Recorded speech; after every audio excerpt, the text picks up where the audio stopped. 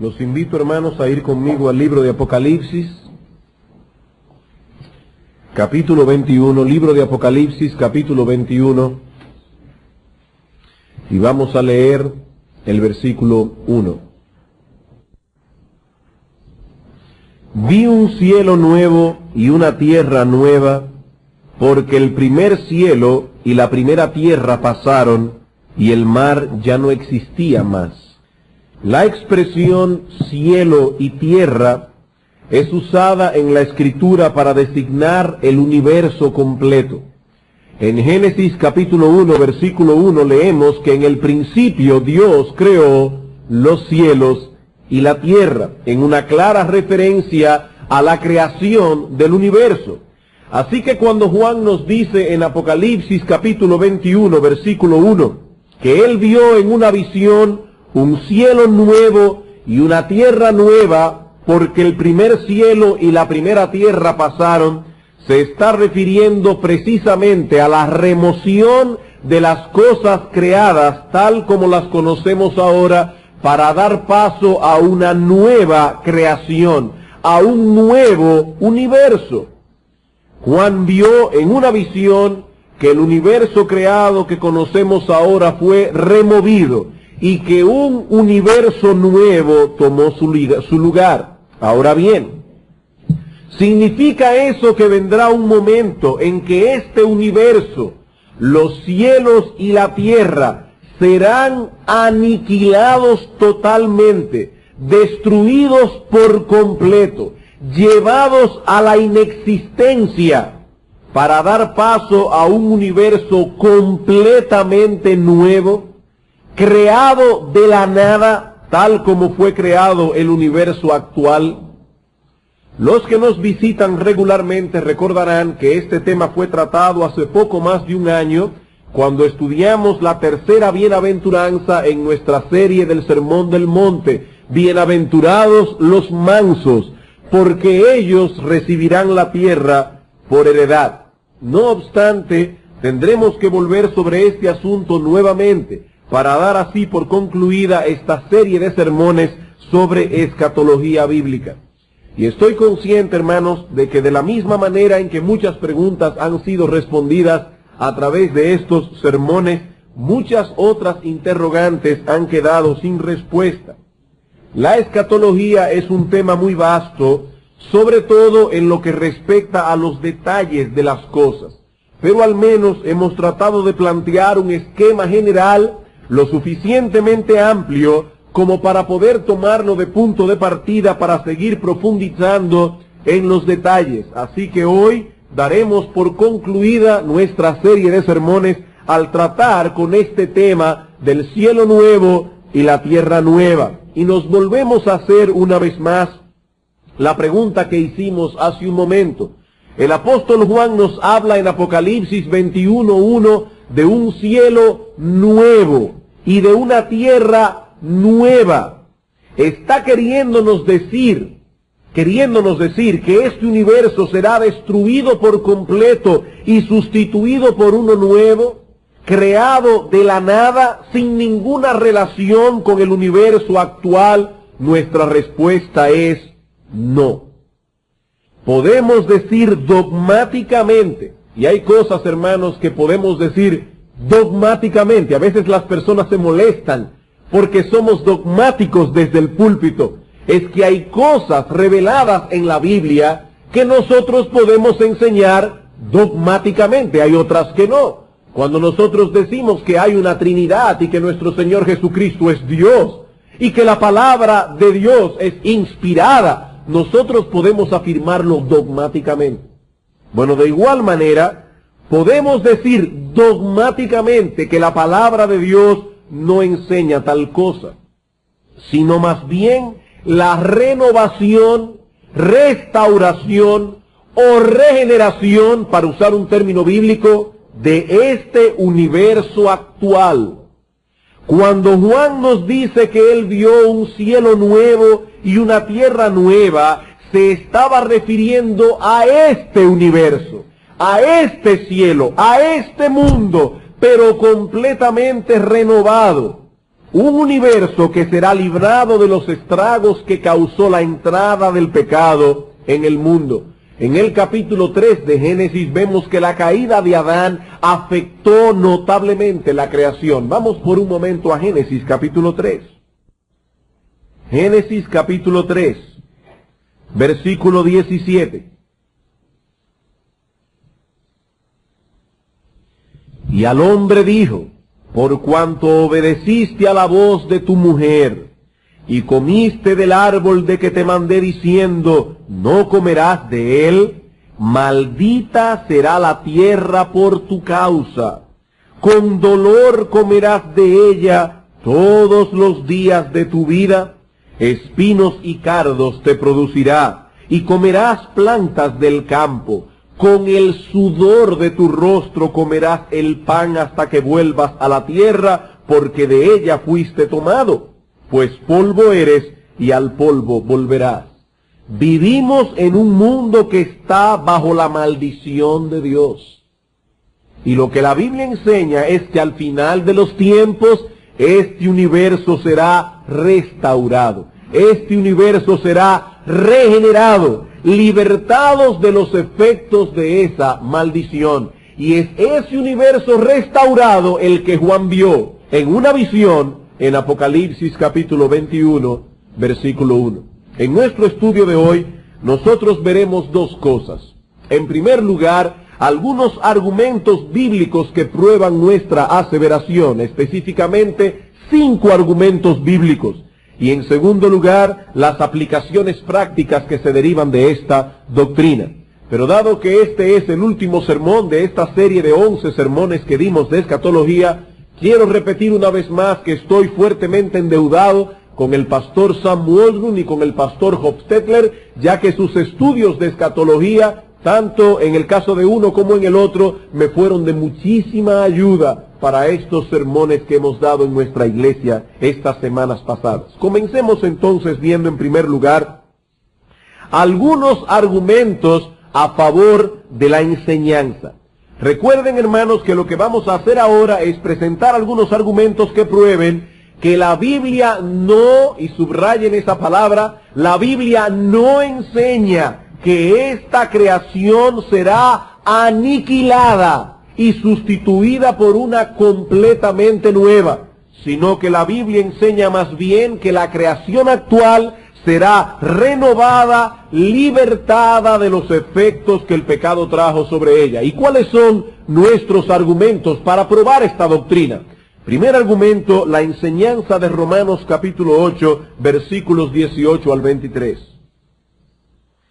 Primer argumento que presentamos para probar nuestra doctrina. Romanos capítulo 8, versículos 18 al versículo 23.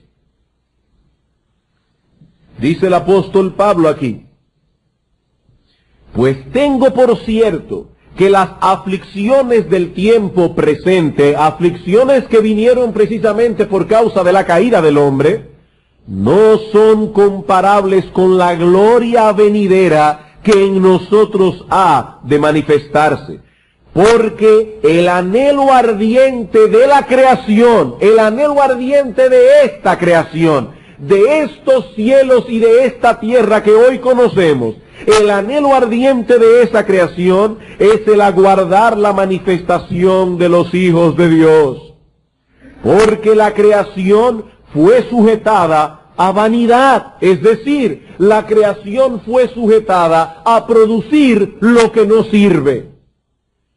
Are su jardín y plante en ellas rosas, gardenias, todo lo que usted quiera, pero no cuide el jardín y usted verá que la hierba mala va a crecer más rápido que las rosas, las gardenias y los claveles. Porque esta tierra está maldita por causa del pecado. Dios sujetó este mundo a vanidad, es decir, a producir lo que es vano, a producir lo que no sirve. Sigue diciendo el apóstol Pablo, no por su propia voluntad, sino por causa del que la sujetó en esperanza. Hay una esperanza para este mundo actual. Porque también la creación misma será libertada de la esclavitud de corrupción a la libertad gloriosa de los hijos de Dios. Porque sabemos que toda la creación gime a una, y a una está con dolores de parto hasta ahora. Y no solo ella, sino que también nosotros, que tenemos las primicias del Espíritu, nosotros también gemimos dentro de nosotros mismos, esperando la adopción, la redención de nuestro cuerpo. El apóstol Pablo hace aquí una analogía entre lo que sucederá con nosotros y lo que sucederá con esta creación cuando llegue ese momento. ¿Qué sucederá con nosotros, hermanos? Que nuestros cuerpos serán resucitados. Y este cuerpo mortal será sustituido por un cuerpo de gloria. Ahora yo me pregunto, hermanos, en la resurrección, cuando nuestro Señor Jesucristo vuelva, ¿qué es lo que tendremos nosotros? ¿Otro cuerpo completamente diferente que no tiene nada que ver con el cuerpo que tenemos actualmente? O sea que si usted tenía 5 pies, va a tener 6, 5 ojos verdes. No, no, no. Es este cuerpo sin defecto. Es este cuerpo resucitado. Y el apóstol Pablo dice en 1 Corintios capítulo 15 que es como cuando usted siembra una semilla. Usted siembra una semilla de mango y sale una semilla de mango. No sale otra cosa. De igual manera estos cuerpos fueron sembrados en corrupción, resucitarán en incorrupción. Estos cuerpos fueron sembrados en deshonra, resucitarán en gloria. Eso es exactamente, dice Pablo, lo que le espera a esta creación. Esta creación actual anhela ardientemente no ser aniquilada, no ser destruida por completo, no ser llevada a la inexistencia. Esta creación anhela ser liberada de la maldición causada por el pecado. Anhela ser libertada, dice Pablo, de la esclavitud de corrupción a la libertad gloriosa de los hijos de Dios. Primer argumento entonces, la enseñanza del apóstol Pablo en Romanos capítulo 8, versículos 18 al 23. Segundo argumento, la enseñanza del Señor Jesucristo en Mateo capítulo 19, versículo 28. Mateo capítulo 19, versículo 28.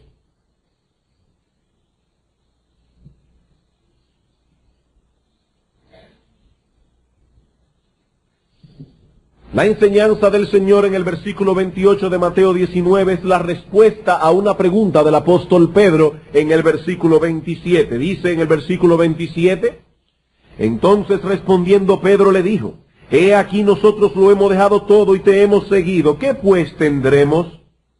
Y Jesús les dijo, de cierto os digo que en la regeneración, cuando el Hijo del Hombre se siente en el trono de su gloria, vosotros que me habéis seguido también os sentaréis sobre 12 tronos para juzgar a las 12 tribus de Israel. Hay dos cosas, hermanos, que yo quiero hacer notar en esta mañana, en este texto. Hay varias cosas más que podríamos decir, pero hoy en la mañana, para nuestro propósito, me bastan dos.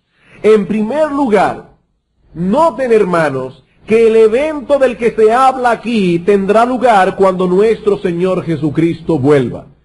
Sea de lo que sea que está hablando Cristo en Mateo 19, 28, cuando habla de la regeneración, es un evento que ocurrirá cuando nuestro Señor Jesucristo vuelva. Dice aquí, cuando el Hijo del Hombre se siente en el trono de gloria, y cuando el Hijo del Hombre se sentará en ese trono. Mateo capítulo 25, versículo 1, nos dice cuando vuelva a la tierra por segunda vez. Perdón, versículo 31. Mateo capítulo 25, versículo 31. Cuando el Hijo del Hombre venga en su gloria y todos los santos ángeles con él, entonces se sentará en su trono de gloria. Así que cuando Mateo 19, 28 dice que eso ocurrirá cuando el Hijo del Hombre se siente en el trono de su gloria, es indudable que él está hablando allí de su segunda venida. Es evidente que ese evento ocurrirá cuando Cristo vuelva por segunda vez. Eso es lo primero que yo quiero que ustedes noten. Y en segundo lugar, deseo hacer notar aquello que ocurrirá en ese momento. El Señor Jesucristo dice, en la regeneración, cuando el Hijo del Hombre se siente en el trono de su gloria. Hermanos, ¿de qué regeneración está hablando Cristo en este pasaje? El comentarista William Hendrickson, y eso es lo que creen, hasta donde yo tengo entendido, casi todos los comentaristas y exégetas, no importa del bando en que estén.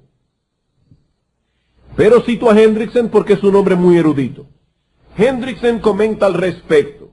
En la regeneración, esto es, en lo que podríamos llamar el universo restaurado o renovado, el nuevo cielo y la nueva tierra, descrita en pasajes como Isaías 65:17, 66:22, segunda de Pedro 3:13, Apocalipsis 21:1, etc. Cuando el Señor Jesucristo vuelva, es lo que Él está enseñando aquí, la tierra no será aniquilada, pero tampoco continuará siendo lo que es ahora. Ninguna de las dos, ni será aniquilada, ni continuará siendo lo que es ahora. En la segunda venida de Cristo la tierra será regenerada, la tierra será renovada, toda la creación sufrirá una extraordinaria transformación. Así que no es un reino milenial lo que será instaurado cuando Cristo vuelva, donde vivirán juntos personas en cuerpos naturales y personas en cuerpos glorificados. No, todo será transformado cuando el Señor Jesucristo vuelva. Tercer argumento, la enseñanza del apóstol Pedro en Hechos capítulo 3, versículo 21. La enseñanza del apóstol Pedro, ya vimos la enseñanza de Pablo, ya vimos la enseñanza del Señor. Veamos ahora la enseñanza del apóstol Pedro en Hechos capítulo 3, versículo 21. Pero para poder tomar el contexto, vamos a leer desde el versículo 19.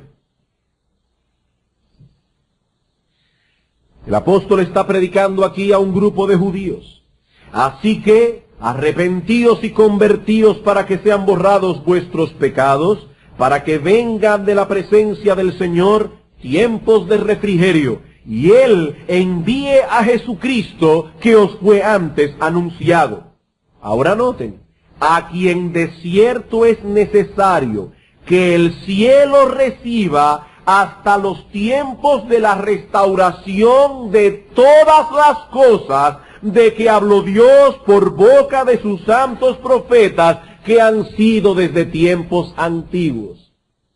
Los cielos deben retener al Señor hasta los tiempos ¿de qué? De la aniquilación de todas las cosas. No, hermanos, de la restauración de todas las cosas. Y una vez más, quiero que noten dos enseñanzas claras del texto.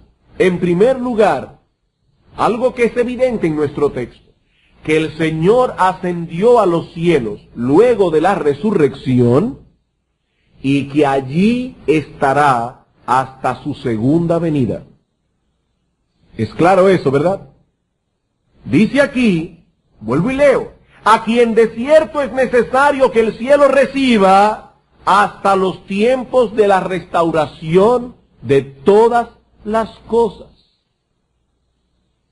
Es necesario que Cristo permanezca en el cielo hasta el tiempo en que todas las cosas sean restauradas. Nada se nos dice allí de dos segundas venidas de Cristo, una secreta y otra pública. Una 7 años antes de su segunda venida pública en secreto, que solamente los cristianos se van a enterar para raptar a su iglesia. Nada se habla en ese texto de tal cosa. El Señor permanecerá en el cielo hasta el momento de su retorno definitivo. ¿Y cómo sabemos que ese retorno de Cristo es definitivo? Por lo que el texto también enseña, en segundo lugar, que cuando el Señor Jesucristo vuelva, todas las cosas serán restauradas. todas las cosas serán restauradas. Y dice Pedro, tal como fue profetizado por los profetas en el Antiguo Testamento.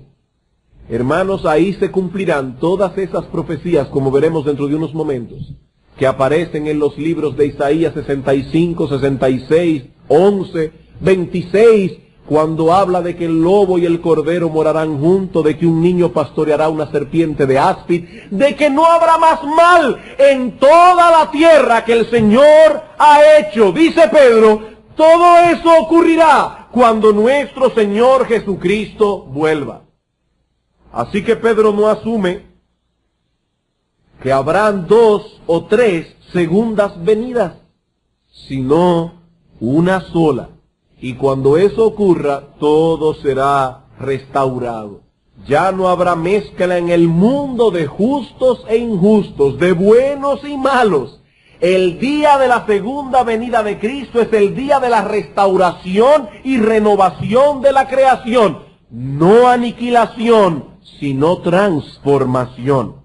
Eso es, hermanos, lo que nos espera cuando el Señor Jesucristo vuelva. Cuarto argumento. La enseñanza del mismo apóstol Pedro en segunda de Pedro capítulo 3. Hermanos, noten que no estamos tomando un texto oscuro de las Escrituras para crear todo un andamiaje teológico en base a un texto oscuro de las Escrituras. Estamos citando varios pasajes del Nuevo Testamento que enseñan la misma cosa. Segunda de Pedro capítulo 3 versículos 10 al 14. Pero el día del Señor vendrá como ladrón en la noche, en el cual los cielos pasarán con grande estruendo, y los elementos ardiendo serán deshechos, y la tierra y las obras que en ella hay serán quemadas. Puesto que todas estas cosas han de ser deshechas, ¿cómo no debéis vosotros andar en santa y piadosa manera de vivir? Esperando y apresurándoos para la venida del día de Dios, en el cual los cielos encendiéndose serán deshechos, y los elementos siendo quemados se fundirán. Pero nosotros esperamos, según sus promesas, cielos nuevos y tierra nueva, en los cuales mora la justicia. Por lo cual, oh amados, estando en espera de estas cosas, procurad con diligencia ser hallados por Él, sin mancha e irreprensibles, en paz. Este es uno de los textos favoritos de aquellos que enseñan que este universo será totalmente destruido, aniquilado, para dar paso a uno nuevo, completamente nuevo. No obstante, si observamos este pasaje más detenidamente, veremos que lejos de enseñar tal cosa, este pasaje confirma las enseñanzas de los textos que hemos leído anteriormente. Quiero que veamos 3 cosas en este texto. Noten en primer lugar el tiempo en que estos eventos toman lugar, y verán que es el mismo tiempo que narran los otros pasajes del Nuevo Testamento. Pedro nos dice que será en el día del Señor. Versículo 10. Pero el día del Señor vendrá. ¿Y qué día es ese? Indudablemente el día de la segunda venida de Cristo. ¿Y cómo lo sabemos? Bueno, en primer lugar porque es el contexto del mismo pasaje. Dice en los versículos 1 al 4 el apóstol Pedro que en los postreros días vendrán personas burladoras. ¿Y de qué se burlarán? Diciendo, versículo 4, ¿y dónde está la promesa de su advenimiento? ¿Y cuándo es que Cristo viene? Que yo estoy oyendo continuamente que Cristo viene y nada de venir. ¿Dónde está la promesa de su advenimiento? Porque desde el día en que los padres durmieron, todas las cosas permanecen así, como desde el principio de la creación. Y Pedro, hablando de ese mismo día, del advenimiento del Señor, dice, porque el día del Señor, el día de su venida, vendrá como ladrón en la noche. Pero si alguno todavía no está convencido, quiero que vaya conmigo a 1 Tesalonicenses capítulo 4.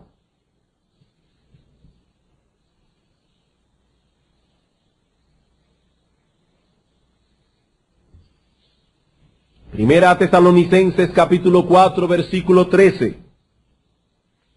Pasaje que habla del arrebatamiento de la iglesia. Hermanos, nosotros creemos que hay un arrebatamiento de la iglesia porque el apóstol Pablo lo enseña claramente en Primera Tesalónica.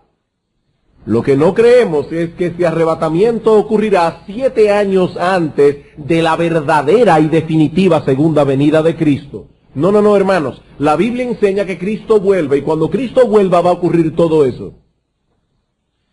Noten lo que dice Pablo.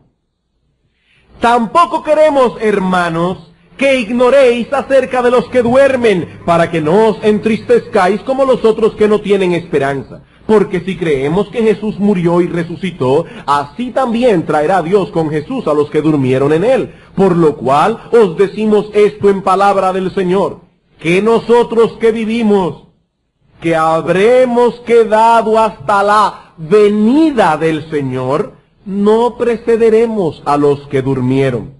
Porque el Señor mismo, con voz de mando, con voz de arcángel y con trompeta de Dios, descenderá del cielo, y los muertos en Cristo resucitarán primero. Luego nosotros, los que vivimos, los que hayamos quedado, seremos arrebatados juntamente con ellos en las nubes para recibir al Señor en el aire, y así estaremos siempre, no en el aire, sino con el Señor. Donde quiera que vaya el Señor, vamos nosotros. Por tanto, alentaos los unos a los otros con estas palabras. Pero hermano, aunque ahí dice que acabó el capítulo, recuerden que esa división en capítulos y versículos se hizo en la Edad Media. Eso no es inspirado por el Espíritu Santo. Tenemos que seguir leyendo.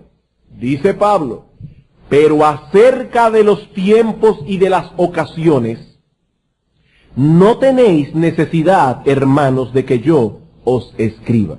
Hermanos, una pregunta evidente, obvia. ¿De qué tiempos y de qué ocasiones está hablando Pablo en el texto? Pablo está diciendo, no queremos que ignoren que cuando el Señor Jesucristo vuelva, los muertos en Cristo resucitarán primero, y los que viven serán arrebatados para estar para siempre con el Señor. Pero acerca de los tiempos y de las ocasiones, evidentemente en que todo eso ocurrirá, no tenéis necesidad, hermanos, de que yo os escriba, porque vosotros sabéis perfectamente que el día del Señor vendrá así como ladrón en la noche. Que cuando digan paz y seguridad, entonces vendrá sobre ellos, no sobre nosotros, destrucción repentina como los dolores a la mujer encinta, y no escaparán.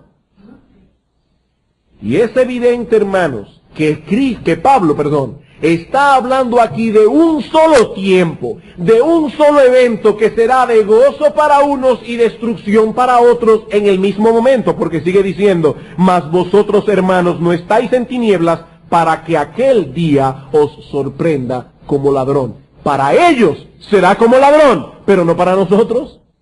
No para nosotros, hermanos, nosotros somos hijos del día.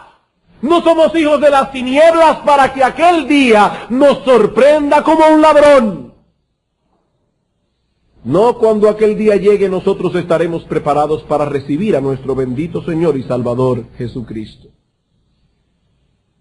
Hermanos, las Escrituras insisten una y otra vez, en que la segunda venida de Cristo traerá consigo un tiempo de juicio y un tiempo de cambios dramáticos en el mundo. ¿Cuándo ocurrirá entonces aquello que Pedro narra en 2 de Pedro 3? El día que el Señor Jesucristo vuelva. ¿No es eso lo que dice Cristo? ¿No es eso lo que dice Pablo? ¿Es eso lo que dice Pedro? En segundo lugar, volvamos a nuestro texto otra vez, 2 de Pedro capítulo 3. En segundo lugar, noten, hermanos, que hay un paralelo en el contexto del capítulo 3 de 2 de Pedro, entre la destrucción que se produjo en el tiempo de Noé, cuando la tierra fue destruida por un diluvio, y la destrucción que tendrá lugar cuando el Señor Jesucristo vuelva. Hay un paralelo entre estas dos destrucciones. Vean el versículo 5 del capítulo 3. Estos ignoran voluntariamente que en el tiempo antiguo fueron hechos por la palabra de Dios los cielos y también la tierra, que proviene del agua y por el agua subsiste, por lo cual el mundo de entonces pereció, fue destruido, anegado en agua. Pero los cielos y la tierra que existen ahora están reservados por la misma palabra, guardados para el fuego en el día del juicio y de la perdición de los hombres impíos. Hermanos, una pregunta. En los días de Noé, cuando este mundo fue destruido, cuando este mundo pereció, anegado en agua, ¿fue este universo aniquilado? ¿Fue este universo destruido por completo de tal manera que Dios tuvo que crear otro de la nada? Por supuesto que no. Este mundo no fue llevado a la inexistencia para dar paso a uno completamente nuevo. Y es esa la analogía que usa el apóstol Pedro para hablar de la destrucción que tendrá lugar cuando nuestro Señor Jesucristo vuelva. Así que no hay razón para pensar que el mundo actual será aniquilado cuando el Señor vuelva, aunque sí será destruido como lo fue en los tiempos antiguos, en los días de Noé. Y en tercer lugar, la palabra que encontramos en el versículo 10, cuando dice que la tierra y las obras que en ella hay serán quemadas, es la misma palabra griega que aparece en Mateo capítulo 3, versículo 12, para referirse al castigo que sufrirán los impíos en el infierno. Vamos a Mateo capítulo 3, versículo 12. Mateo capítulo 3, versículo 12. Dice Juan el Bautista: su aventador está en su mano, y limpiará su era, y recogerá su trigo en el granero, y quemará la paja en fuego que nunca, nunca se apagará. Es evidente en ese mismo texto que los impíos no serán aniquilados en el infierno como enseñan los adventistas del séptimo día y como enseñan los testigos de Jehová, sino que serán castigados allí por los siglos de los siglos. Si los impíos dejaran de existir en el infierno, ¿qué sentido tendría que se hablara allí de un fuego que nunca se apagará? Como pueden ver entonces, hermanos, en 2 de Pedro capítulo 3, versículo 10, no se habla de la aniquilación total de este universo, sino más bien de la destrucción de las cosas creadas para dar paso a una nueva creación que no es otra que este mismo universo con este mismo planeta Tierra, pero totalmente purificado, totalmente renovado, totalmente transformado. Nuestra última argumentación, Apocalipsis capítulo 21, versículo 1, el texto que estamos estudiando en estos sermones.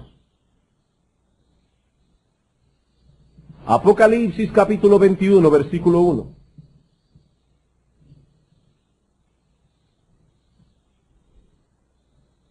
Dice el apóstol Juan: vi un cielo nuevo y una tierra nueva, porque el primer cielo y la primera tierra pasaron y el mar ya no existía más. Hay dos palabras en griego que se traducen al español con la palabra nuevo. Y si alguno está aquí de visita, la insistencia nuestra con el griego, alguien decía una vez: ¿y quién es ese griego que tanto lo citan? No, el griego es el idioma en que se escribió el Nuevo Testamento. Y tenemos que tratar de ver cuál es el significado exacto de las palabras que los autores bíblicos usaron. Y hay dos palabras griegas que se traducen como nuevo en español. La primera es la palabra neos. Ustedes la han oído muchas veces. Esto es neoclásico. Lo han oído, cosas con neo. Es una palabra griega que significa nuevo en tiempo u origen. Es decir, una cosa que no existía y acaba de venir a la existencia. Pero hay otra palabra que es la palabra kainos, que significa nuevo en cualidad. Y se usa para hablar de algo que ya existía, pero que ahora posee cualidades nuevas que antes no poseía. ¿Ven la diferencia? Uno es nuevo en origen, no existe y acaba de venir a la existencia, neos. La otra es, existía ya, pero ahora tiene cualidades que antes no poseía. Eso es kainos. Cuando Juan nos dice aquí que vio un cielo nuevo y una tierra nueva, no se está refiriendo a un universo neos, sino más bien a un universo kainos, nuevo en cuanto a calidad, no en cuanto a tiempo. Es en ese sentido que habrá un nuevo cielo y una nueva tierra, en que sus cualidades serán nuevas, mucho más excelsas que las actuales. Y miren, hermanos, aún en este mundo caído, hay cosas que son hermosas. Aún en este mundo caído, cuántas cosas hermosas Dios ha creado. Particularmente debo confesar que yo soy un enamorado de esta nación, de esta tierra. Porque miren, yo he estado en otros lugares y realmente Santo Domingo es hermoso. República Dominicana tiene lugares hermosos.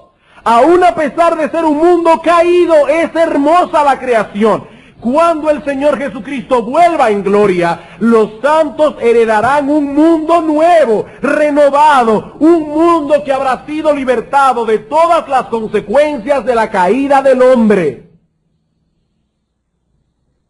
Alguien puede decir en esta mañana, está bien, pastor, me convenció, he entendido y aceptado lo que la Biblia enseña acerca del cielo nuevo y la tierra nueva, he comprendido que este universo no será aniquilado, sino más bien renovado. Pero ahora me pregunto, ¿qué importancia tiene todo esto? ¿Por qué tomar un sermón un domingo en la mañana y la mitad del sermón para dar argumentos para probar esto? ¿Por qué tanto empeño en demostrar esta verdad? Eso nos lleva a nuestro segundo punto, la importancia de esta doctrina. Ya vimos los argumentos que prueban la doctrina. Veamos ahora en segundo lugar la importancia de esta doctrina. 4 cosas. En primer lugar, si no poseemos una comprensión clara de estas cosas, no tendremos una perspectiva correcta de la vida futura. Si no tenemos una comprensión clara de estas cosas, tampoco tendremos una perspectiva correcta de la vida futura. Hermanos, muchos al día de hoy, y creo tristemente que aún miembros de esta iglesia que han estado sentados aquí oyendo muchas veces hablar de estas cosas, tienen un concepto muy etéreo de la vida futura. Ellos esperan poseer por la eternidad una nube privada y un arpa privada, la cual estarán tocando por la eternidad vestidos de blanco. Se pasarán la eternidad saltando de nube en nube, con un arpa en la mano, vestidos de blanco. Pero ¿es eso realmente lo que nos espera en la eternidad? ¿Habitar una nube privada con nuestra arpa privada, sin hacer ninguna otra cosa que saltar de nube en nube visitando a Abraham, a David? ¿Es eso, hermanos, lo que haremos en la eternidad? Hermanos, ese concepto no es bíblico. La Biblia enseña más bien que este mundo será renovado, que este mundo será transformado y que los santos vivirán por siempre en esta tierra en comunión con Dios por siempre. Ah, pero yo creía que eso era lo que enseñaban los testigos de Jehová. Hermano, el que los testigos de Jehová enseñen algo, eso no quiere decir que es incorrecto. La Iglesia Católica cree en la Trinidad, nosotros creemos en la Trinidad. La Iglesia Católica cree que la Biblia es la palabra de Dios, nosotros creemos que la Biblia es la palabra de Dios. De hecho, sorpréndase, los concilios que hubieron en la Iglesia en los primeros 4 siglos, la Iglesia Católica los cree igualito que nosotros. Lo que los santos de los primeros 4 siglos hablaron en todos esos concilios, el concilio de Nicea, el concilio de Constantinopla, el concilio de Orange, nosotros creemos exactamente lo mismo. El hecho de que una iglesia falsa crea una cosa no quiere decir que es mentira. Tenemos que ir a la palabra de Dios y ver lo que enseña la palabra de Dios. ¿Y qué enseña la palabra de Dios? Apocalipsis capítulo 21, versículo 1. Vi un cielo nuevo y una tierra nueva. Ah, pastor, ¿y cómo usted sabe que no viviremos en el cielo nuevo? Porque dice, porque el primer cielo y la primera tierra pasaron y el mar ya no existía más. Y yo, Juan, vi la santa ciudad, la nueva Jerusalén, descender del cielo de Dios, dispuesta como una esposa ataviada para su marido. Y oí una gran voz del cielo que decía, he aquí el tabernáculo de Dios con los hombres, y Él morará con ellos, y ellos serán su pueblo, y Dios mismo estará con ellos como su Dios. Enjugará Dios toda lágrima de los ojos de ellos, y ya no habrá muerte, ni habrá más llanto, ni clamor, ni dolor, porque las primeras cosas pasaron. He ahí, hermanos, la imagen bíblica de la vida futura. La nueva Jerusalén desciende del cielo para morar en la nueva tierra. Como dice Anthony Hokeman, es en esta nueva tierra entonces donde esperamos pasar la eternidad, disfrutando de sus bellezas, explorando sus recursos. Hermano, no crea que en el cielo no se va a hacer nada. No, en la nueva tierra hay muchas cosas que hacer, pero ya sin la maldición que se introdujo por la caída. Así que si alguien pensaba en el cielo o en la eternidad como una vagancia perpetua, se equivocó. El trabajo fue introducido por Dios antes de la caída y habrá trabajo que hacer en el cielo. ¿Qué habrá que hacer? Yo no sé. Hermanos, Dios simplemente nos ha abierto un poco la cortina para que veamos a través. Y hemos visto un poquito para alimentar nuestra esperanza. Ahora, algo sí sabemos, el trabajo en el cielo no será una maldición. De hecho, una persona exégeta de la Biblia, a quien yo respeto muchísimo, que no es dado a especulaciones, dice que en el cielo ni siquiera vamos a sudar. No vamos a sudar, no habrá transpiración. Es una molestia este calor con este sudor. Porque el sudor fue introducido aparentemente después de la caída. Con el sudor de tu rostro comerás el pan. En el cielo no va a ser así. Sigue diciendo Hokeman. Estaremos disfrutando de sus bellezas, explorando sus recursos y usando sus tesoros para la gloria de Dios. Y si tenemos en cuenta que Dios hará de la nueva tierra su morada, y que donde Dios mora, allí está el cielo, seguiremos estando en el cielo a la vez que estamos en la nueva tierra. Porque el cielo y la tierra ya no estarán separados como lo están ahora, sino que serán uno. Así que cuando alguien dice, yo espero ir al cielo, no está diciendo nada incorrecto, siempre y cuando entienda que el cielo va a estar aquí. Hermanos, esa fue la promesa que Dios hizo a Abraham y a sus descendientes. Una de las bendiciones incluidas en el pacto que Dios hizo con Abraham era la posesión de la tierra de Canaán. Vamos a Génesis capítulo 17, versículo 8. Génesis capítulo 17, versículo 8.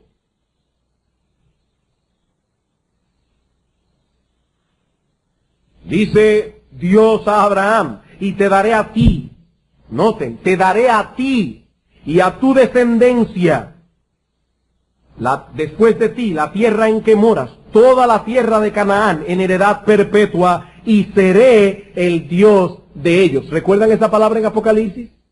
Él morará con ellos como su Dios, ellos serán su pueblo. Aquí está el cumplimiento de la promesa que Dios hizo a Abraham. Ahora, hermanos, ¿cómo debemos entender esta promesa? ¿Estaba Dios prometiendo simplemente que el pueblo de Israel, la descendencia física de Abraham, heredaría perpetuamente la tierra literal de Canaán? ¿Este pedazo de tierra que hoy conocemos como Palestina? ¿Es eso lo que creen los dispensacionalistas? ¿Es así como debemos interpretar esa promesa? No, hermanos. Esta interpretación de los dispensacionalistas tiene dos graves problemas. En primer lugar, la Biblia no limita la descendencia de Abraham únicamente a los judíos. Ese es el primer problema. Gálatas capítulo 3, versículo 27.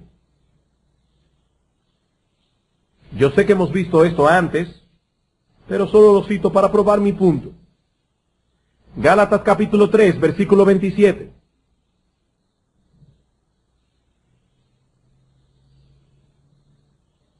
Dice el apóstol Pablo, porque todos los que habéis sido bautizados en Cristo, de Cristo estáis revestidos.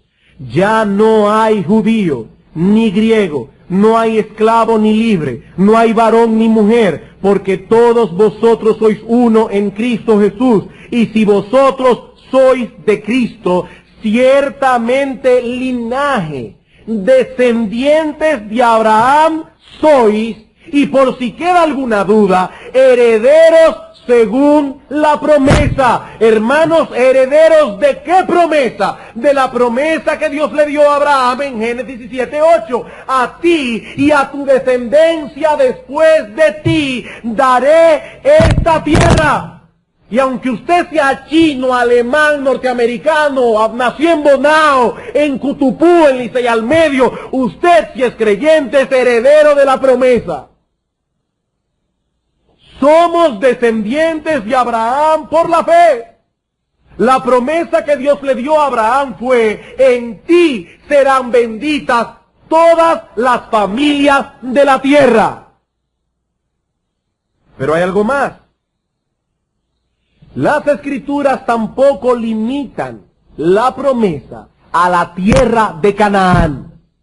Las Escrituras no limitan la promesa a la tierra de Canaán, a la tierra de Palestina. Hermanos, la Biblia se interpreta sola, y esa no es la interpretación que la misma palabra de Dios le da a la palabra Canaán.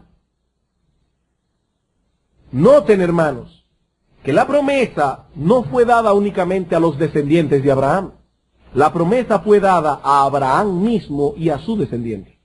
Ahora yo me pregunto, ¿poseyó alguna vez Abraham la tierra de Canaán? Vamos a Hechos capítulo 7. ¿Poseyó alguna vez Abraham la tierra que Dios le prometió? Respuesta contundente: no, no.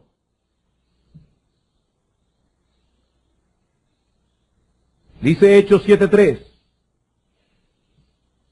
Y le dijo Dios a Abraham: sal de tu tierra y de tu parentela, y ven a la tierra que yo te mostraré. Entonces salió de la tierra de los caldeos y habitó en Aram, y de allí, muerto su padre, Dios le trasladó a esta tierra en la cual vosotros habitáis ahora, y no le dio herencia en ella, ni para poner un pie.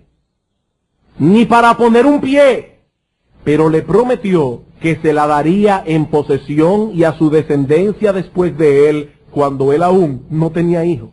Pregunta: ¿le mintió Dios a Abraham? ¿Fue defraudado Abraham en la promesa? Porque Abraham no tuvo tierra en Canaán ni para poner un pie. ¿Le mintió Dios a Abraham? Todos sabemos que Dios no puede mentir. Vamos a Hebreos capítulo 11. Y vamos a dejar, hermanos, que la palabra de Dios se interprete sola.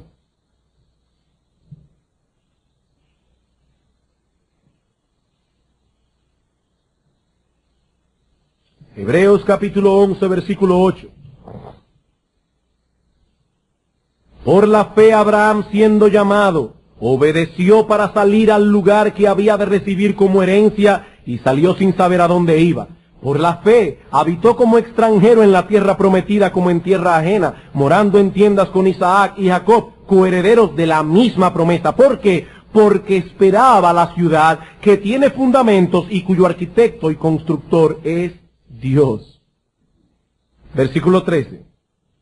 Conforme a la fe murieron todos estos, sin haber recibido lo prometido, sino mirándolo de lejos, y creyéndolo, y saludándolo, y confesando que eran extranjeros y peregrinos sobre la tierra, porque los que esto dicen claramente dan a entender que buscan una patria. Pues si hubiesen estado pensando en aquella de donde salieron, ciertamente tenían tiempo de volver, pero anhelaban una mejor, esto es, celestial, por lo cual Dios no se avergüenza de llamarse Dios de ellos, porque les ha preparado una ciudad. Ellos salieron buscando, no un pedazo de tierra en Palestina, ellos salieron buscando una ciudad celestial. La tierra de Canaán era en cierto modo el antitipo de una promesa mucho más amplia. O si quieren ponerlo de otra manera, era un anticipo, no solamente un tipo, sino un anticipo de una promesa mucho más amplia. Los judíos del Antiguo Testamento disfrutaron de la sombra solamente, pero el nuevo pacto descansa sobre promesas mejores. El autor de Hebreos nos dice que la ciudad que Abraham buscaba era celestial. La tierra de Canaán era un tipo de aquella nueva tierra de la que habla Apocalipsis capítulo 21. Y si alguien tiene dudas todavía, vamos a Romanos capítulo 4.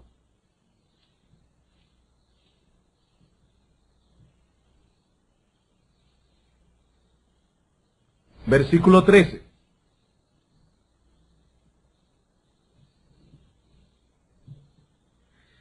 Porque no por la ley fue dada a Abraham o a su descendencia la promesa de que sería heredero del mundo. Hermanos, ¿cuál fue la promesa según Pablo? No según este autor o aquel teólogo o aquel exégeta. De acuerdo a la interpretación del apóstol Pablo, inspirado por el Espíritu Santo, hermanos, ¿cuál fue la promesa? ¿Que Abraham heredaría en un milenio un pedacito de tierra en Palestina? No. Pablo dice, herederos del mundo. Esa era la promesa que Dios le había dado a Abraham.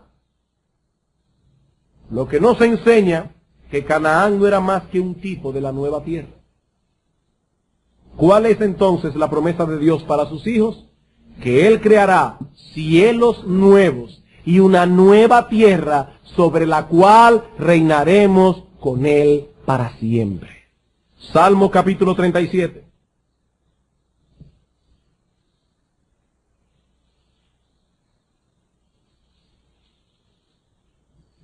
Versículo 9. Porque los malignos serán destruidos, pero los que esperan en Jehová, ellos heredarán la tierra.